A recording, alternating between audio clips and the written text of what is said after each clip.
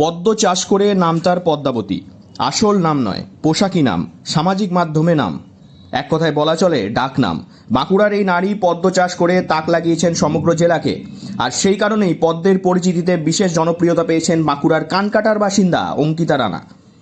বাড়ির ছাদে তিনি চাষ করেছেন 170টি ভ্যারাইটি পদ্ম। এছাড়াও রয়েছে শাপলা। ঘটনাচক্রে সোশ্যাল মিডিয়াতে দেখেছিলেন পদ্ম ফুলের চাষ, তখন থেকেই অনুপ্রেরণা। তারপর নিজের ছাদে 4টে ফুল লাগিয়েছিলেন তিনি। এখন রয়েছে 170টি পদ্ম। বাণিজ্যিকভাবেও বিক্রি করে থাকেন পদ্ম। প্রায় প্রতিটি নার্সারিতেই পৌঁছে যায় অঙ্কিতা রানা ওরফে পদ্মাবতীর পদ্ম। 100 থেকে 150 টাকার মধ্যে তিনি বিক্রি করেন পদ্ম ফুলগুলিকে। পদ্মের জন্য তার এই বিশেষ পরিচিতি এক কথায় অকপটে স্বীকার করেছেন তিনি। পোশাকি নামটাও তার বেশ পছন্দ। এটা করতে গিয়ে এখন এই মুহূর্তে তো সোশ্যাল মিডিয়াতে পদ্মাবতী নামও হয়ে গেছে অনেক জায়গায়, কেমন লাগে শুনতে? বেশ ভালো লাগে, অনেকে চেনে পদ্মের জন্য। পরিচিতিটা বলতে পারেন মানে পদ্মের জন্যই হয়ে গিয়েছে। সবাই মানে প্রচণ্ড ভালোবাসে গাছের জন্য। আজকে একটা এমন জায়গায় পৌঁছেছি যে সবাই চেনে, ভালোবাসে।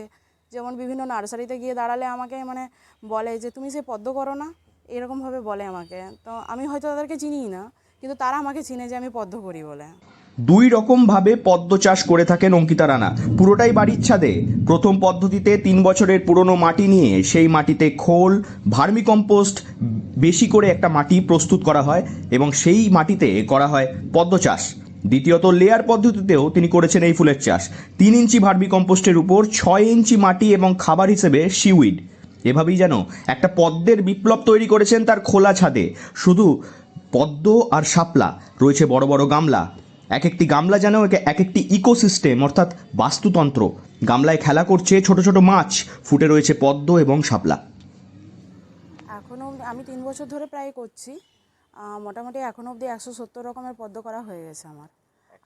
হ্যাঁ, আর শাপলা মোটামুটি 26টা করা হয়েছে আইডি। একটু যদি কয়েকটা বিশেষ পদ্ম বা শাপলার নাম দু রকমভাবে করেছি। একটা হচ্ছে আপনার ওই 3 বছর আগে যে পুরোনো মাটিটা ছিল, সেই মাটিটাতে খোল, ভার্মিকম্পোস্ট মিশিয়ে একটা মাটি রেডি করেছি। আর আরেকটা সাইড আমার আছে লেয়ার পদ্ধতি, মানে যেটা নর্মাল এখন পদ্ম হচ্ছে। নিচে ভার্মিকম্পোস্ট থাকছে 3 ইঞ্চি, উপরে 6 ইঞ্চির মতো, 5-6 ইঞ্চির মতো মাটি, আর খাবার হিসেবে সিউইডস। আর যেটা মানে আপনার খোলের মাটিতে করছি, খোল আর ওটার সাথে মিক্স থাকে কিছু জিনিস, মানে ওটা মাটিটা রেডি করতে হয় আপনাকে মোটামুটি 9 থেকে 10 দিন ধরে।